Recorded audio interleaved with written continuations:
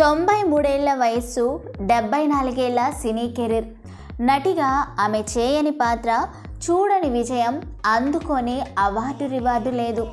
Black and white నుంచి Eastman colour వరకు, today ఎరా నుంచి 3D జనరేషన్ వరకు తెలుగు చిత్రసీమ గమనంలో ఓ కీలక మైలురాయిగా ఉంటూ వచ్చారామె.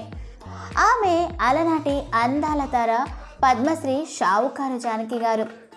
అందమే అసూయ చెందే ముగ్ధ మనోహర రూపం, వశిష్ఠ నటనా పటిమ, కళ్ళు చెతిరే నృత్యంతో కోట్లాది మంది అభిమానాన్ని సొంతం చేసుకున్నారామె. జనరేషన్స్ మారినా మర్చిపోని ఈ ఎవర్ గ్రీన్ యాక్ట్రెస్ ఇవాళ పుట్టినరోజు సందర్భంగా మన విశ్వ రివ్యూస్ ఛానల్ నుంచి జానకి గారికి many more happy returns of the day. నలుగురు ముఖ్యమంత్రులతో నటించిన ఈ గ్రేట్ హీరోయిన్ గురించి ఎవరికీ తెలియని కొన్ని విషయాల్ని ఈరోజు మనం చెప్పుకుందాం. కానీ దానికంటే ముందుగా ఎప్పటిలాగానే మన విశ్వ రివ్యూస్ ఛానల్ని సబ్స్క్రైబ్ చేసుకోండి. 1931 డిసెంబర్ 12న రాజమండ్రిలో జన్మించారు షావుకారు జానకి గారు. ఆమె తండ్రి పేరు వెంకోజీరావు, తల్లి సచీదేవి. 14 ఏళ్ల వయసులో మద్రాసులోని ఆకాశవాణిలో రేడియో ఆర్టిస్ట్గా పనిచేశారు.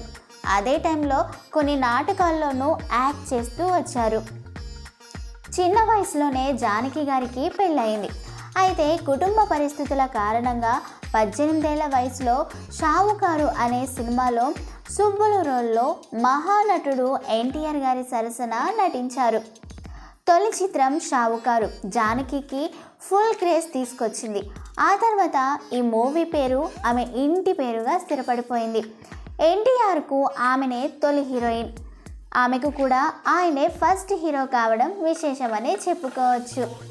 అలా ఎన్టీఆర్తో పాటు కోలీవుడ్ దిగ్గజ నటులు ఎంజీఆర్, జయలలిత, కరుణానిధితో పాటు జానకి గారు కలిసి యాక్ట్ చేశారు. వీళ్ళందరూ ఆ తర్వాత కాలంలో ముఖ్యమంత్రి పదవిని అధిష్ఠించారు. అలా నలుగురు సీఎంలతో నటించిన ఖ్యాతి గడించారు మన జానకి గారు. జానకి గారి చెల్లెలు కృష్ణకుమారి తెలుగు సినిమాల్లో హీరోయిన్గా హవా చేశారు. తెలుగులో కంటే తమిళంలోనే హీరోయిన్గా ఎక్కువ సినిమాలు చేశారు జానకి గారు. అక్కడ ఎంజీఆర్తో పాటు శివాజీ గణేశన్, జెమినీ గణేశన్ సరసన కథానాయికగా అలరించారు. తమిళనాడు ప్రభుత్వం సిఫార్సుతో 2022లో ఆమెకు పద్మశ్రీ అవార్డు కూడా దక్కింది. వయసు మీద పడిన 90 ఏళ్ళు దాటిన షావుకారు జానకి గారి నటన మాత్రం మానడం లేదు. ఇప్పటికీ టాలీవుడ్లో తన అభిరుచికి తగ్గట్టు క్యారెక్టర్స్ వస్తే ముఖానికి రంగు వేసుకుంటున్నారు. సో ఫ్రెండ్స్, విన్నారు కదా. మరొకసారి మర్చిపోయి ఉంటే మన విశ్వ రివ్యూస్ ఛానల్ని సబ్స్క్రైబ్ చేసుకొని, లైక్ చేసి, షేర్ చేసి, కామెంట్ చేయండి.